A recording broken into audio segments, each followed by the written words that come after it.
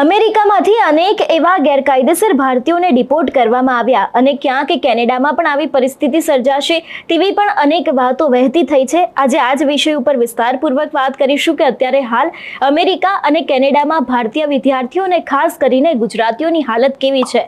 નમસ્કાર, હું હંસિની અને તમે જોઈ રહ્યા છો નિર્ભય ન્યૂઝ। અનેક એવા ગુજરાતી વિદ્યાર્થીઓ છે જે લોકો માટે અત્યારે હાલ કેનેડા જવો એક ક્રેઝ બની ગયો છે। છેલ્લા 5 વર્ષની જો વાત કરવામાં આવે તો અનેક એવા ગુજરાતી વિદ્યાર્થીઓ છે જે એક બાદ એક કેનેડા જાય છે, ક્યાં તો પછી અમેરિકા જાય છે, પરંતુ ત્યાં જઈને તે લોકોને શું કરવાનું તેના વિશે કદાચ તે લોકોને કંઈ ખબર નથી હોતી। સૌથી પહેલા તો કેનેડાની વાત કરીએ કે કેનેડામાં અનેક એવા વિઝાના નિયમો બદલાયા અને વિઝાના નિયમો બદલાતાની સાથે જે વિદ્યાર્થીઓ માટેની વર્ક પરમિટ હતી તેને લઈને પણ અનેક એવા નિયમો છે તે એક બાદ એક બદલાતા ગયા। એટલે અત્યારે હાલ ગુજરાતી અને ખાસ કરીને ભારતીય જેટલા પણ વિદ્યાર્થીઓ છે તે લોકો માટે એક નવો પડકાર બની ગયો છે, કારણ કે જેટલા પણ વિઝાના નિયમો હોય, વર્ક પરમિટના નિયમો હોય, ઇમિગ્રન્ટ્સને જે તે નિયમો હોય તે દરેક નિયમો બદલાયા છે અને હજી પણ વધારે બદલાવાની શક્યતાઓ છે। પરંતુ જ્યારથી કેનેડામાં નવા પ્રધાનમંત્રી તરીકે જેને સત્તા પર આવ્યા છે ત્યારથી તેમને લઈને ઇમિગ્રેશનને લઈને અનેક એવી સારી વાતો પણ સામે આવી છે। એટલે ક્યાંક એવું પણ લાગી રહ્યું હતું કે ગુજરાતીઓ માટે હવે એક નવો રસ્તો ખુલવાની જરૂરિયાત દેખાઈ રહી છે અથવા તો પછી નવો રસ્તો ખુલવાની ક્યાંક શક્યતાઓ પણ સામે આવી છે। પરંતુ એની સામે જો વાત કરવામાં આવે તો હવે કેનેડા જતા વિદ્યાર્થીઓમાં ક્યાંક ઘટાડો પણ થયો છે। ઘણી બધી એવી વિઝાની એપ્લિકેશન્સ પણ છે જે ઘટી રહી છે અને ખાસ કરીને જો વાત કરવામાં આવે ગુજરાતી વિદ્યાર્થીઓની તો ક્યાંક હવે ગુજરાતી વિદ્યાર્થીઓમાં પણ ઘટાડો જોવા મળી રહ્યો છે।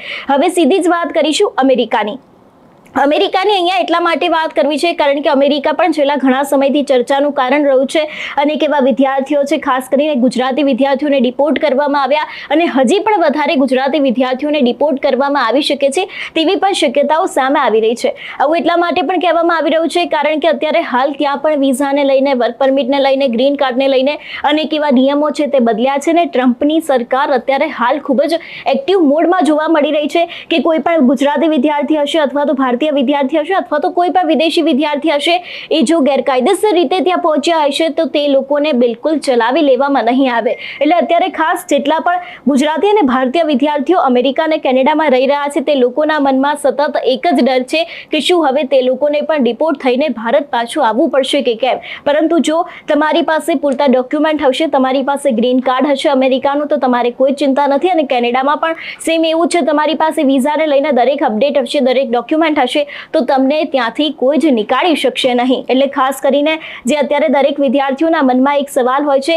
એ સવાલને હવે નીકાળી દેવાની જરૂર છે અને જ્યારથી નવા પ્રધાનમંત્રી આવ્યા છે ત્યારથી ઇમિગ્રન્ટ્સને લઈને પણ જે કેનેડાના નિયમો બદલાઈ શકે છે તેવી પણ ક્યાંક શક્યતાઓ દેખાઈ રહી છે।